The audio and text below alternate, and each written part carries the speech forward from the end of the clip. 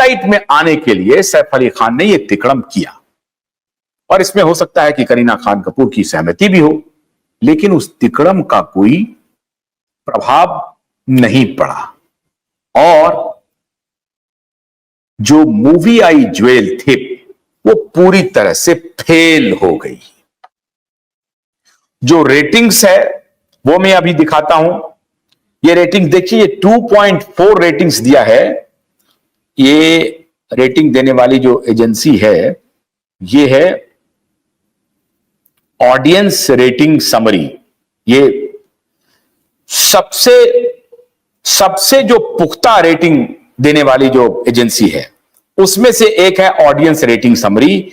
इसका जो रेटिंग है ज्वेल थीप को, द हेस्ट बिगिंस, जो लूट शुरू हो रहा था वो लूट जो है पॉपुलैरिटी के लूट में 0 पर आ गई और कोई पॉपुलैरिटी नहीं लूट सकी। कहीं कोई पॉपुलैरिटी, 0 लूट। The heist has not begun yet. Therefore, I would like to say that we should change the tagline, the haste begin, instead of using the haste begins, we should use the haste never began. And before beginning of haste, it is closed. So there is no beginning of haste. लूट शुरू होने के पहले ही लूट बंद हो गई, इसलिए लूट कभी हुई ही नहीं। अब वो हीरा लूटने के लिए चले थे साहब, और हीरा लूटने के कथानक पर सोच रहे थे कि हम पॉपुलैरिटी लूट लेंगे। हीरा लूटने के कथानक पे अहलावत साहब भी फेल हो गए और सैफ अली खान साहब भी फेल हो गए। अब सैफ अली खान के जो मैनेजर हैं जैदी साहब, वो दुबई से लौट करके आ गए होंगे, लेकिन चुप्पी लगा लिए होंगे, कहीं छुप गए होंगे, क्योंकि साहब द हेस्ट बिगिंस तो हुआ नहीं, हेस्ट तो स्टॉप हो गया, कोई लूट चला नहीं, लोगों ने देखा नहीं। 3rd ग्रेड का कथानक, 3rd ग्रेड की एक्टिंग, 3rd ग्रेड का म्यूजिक, 3rd ग्रेड का गायक, 3rd ग्रेड का म्यूजिक डायरेक्शन, 3rd ग्रेड का एवरीथिंग।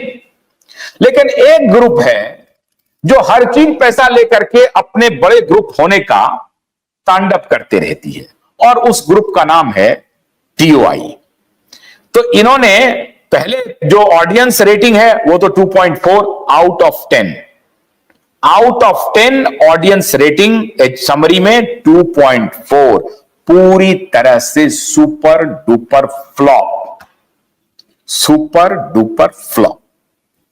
अब आइए एक और रेटिंग्स हम आपको दिखाते हैं, दूसरी रेटिंग दिखाइए। अब ये जो रिव्यूज है इसमें देखिए IMDb एक रेटिंग है, इसने आउट ऑफ 10 4.1 रेटिंग दिया है। अब ये एक बिकी हुई मीडिया है साहब, उनकी रेटिंग है, ये पैसे लेकर के जो रेटिंग देती है, इनका काम ही यही है, ये हर चीज को, मीडिया को इन्होंने बाजार बना दिया, अनैतिकता की सारी मर्यादाएं इन्होंने तोड़ दी है। तो इनके ऊपर भरोसा कर लीजिए, चलिए कोई बात नहीं है। इन्होंने आजकल टाइम्स ऑफ इंडिया का एडिटर कौन है मालूम है आपको? किसी को नहीं मालूम, क्योंकि इनके जो मालिक है ना, माननीय जैन साहब, विनीत और समीर जैन साहब, इन्होंने एडिटर इंस्टीट्यूशन को खत्म कर दिया। लोग चर्चा करते हैं, जर्नलिस्ट की बड़ी बड़ी बिरादरी इस बात की चर्चा करते हैं कि अशोक जैन और उसके बाद दिलीप पटगांवकर, अशोक जैन के बाद दिलीप पटगांवकर के बाद कौन टाइम्स ऑफ इंडिया का एडिटर बना, वो किसी ने देखा नहीं, जाना नहीं, क्योंकि एडिटर को एकदम से इमटेरियल कर दिया, उनका कोई महत्व तो नहीं है, ऐसा कर दिया पूरा। अगर टाइम्स ऑफ इंडिया अखबार खोलेंगे, मैं भी उसका पाठक हूं, तो टाइम्स ऑफ इंडिया अगर अखबार खोलेंगे तो पूरा का पूरा अखबार एडवर्टीजमेंट से भरा पड़ा है। न्यूज का पोर्शन 20%, 80% एडवर्टीजमेंट चल रहा है। 80% एडवर्टीजमेंट, 20% में न्यूज होते हैं, उसी में 1-2 पेज एडिटोरियल के, 1-2 पेज इंटरटेनमेंट के, इंटरनेशनल के, और फिर स्पोर्ट्स, इंटरटेनमेंट, और इंटरटेनमेंट तो पूरा का पूरा इनका सप्लीमेंट्री छापते रहते हैं। रेस्टोरेंट हो गया, हॉस्पिटल हो गया, हॉस्पिटैलिटी के लिए होटल्स हो गया, टूर टूरिज्म, रियल एस्टेट, पता नहीं क्या क्या। तो पूरा इनका, तो इनके रेटिंग पर आप बिल्कुल भरोसा नहीं कर सकते। पहली जो रेटिंग है ऑडियंस रेटिंग, वो 2.4, ये भरोसेमंद है। थोड़ा और अगर भरोसा करना चाहते हैं तो IMDb का कर सकते हैं, ये आउट ऑफ 10 4.1 है।